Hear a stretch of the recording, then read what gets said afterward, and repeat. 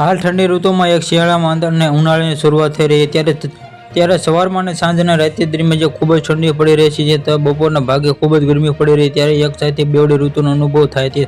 લોકોમાં વારે ઇન્ફેક્શનનું પ્રમાણ ખૂબ જ વધી રહ્યું જોવા મળી રહ્યું છે. ત્યારે દ્વારકા જિલ્લામાં શરદી, ઉધરસ, તાવ અને શરદી, કડત, ડાયરેક્ટ જેવા રોગોનું પ્રમાણ વધી રહ્યું છે. દ્વારકા જિલ્લામાં તપાસ હોસ્પિટલમાં દર્દીઓનો ઉભરાઈ રહી છે તેવા દ્રશ્યોમાં સામે આવ્યા છે. દ્વારકા જિલ્લામાં સસ્તીના હોસ્પિટલ અને ખંભાળિયા ખાતે આવેલી છે ત્યારે રોજના 1000થી વધુ ઓપીડીના નોંધાય છે. જે દ્વારકા જિલ્લામાં આરોગ્ય તંત્રમાં જે ખડે પગે આરોગ્ય તમામ લોકોને પૂરતી જે સારવારમાં તેવી વ્યવસ્થાઓ કરાઈ રહી છે. હોસ્પિટલના અધિક્ષક દ્વારા લોકોને ગરમ કરીને પાણી પીવાની તેમજ ઠંડી દિનમાં ગરમ વસ્ત્રો પહેરવાથી જેવી બાબતો તકેદારી રાખવાની અપીલ કરાઈ છે. જેથી આ તંદુરસ્તી બગડે તરત નજીક અને સરકારી હોસ્પિટલ નિદાન કરવાની લેવા જણાવવામાં આવ્યું હતું. જેમાં આ બાબતે રાખતો ખાસ ધ્યાનમાં રાખતો આરોગ્ય વિભાગ દ્વારા જે સાવચેતી પગલાં લેવામાં આવી રહ્યા છે જેમાં ફંગિંગ દવા છંટકાવ અને જનજાગૃતિ અને અભિયાન સમાવેશ થતા જે લોકોને નાગરિક અને પોતાના ઘરોના આસપાસ વિસ્તારમાં સ્વસ્થ જાળવવામાં પાણીનો ભરાવો અટકાવ અને તાવ અન્ય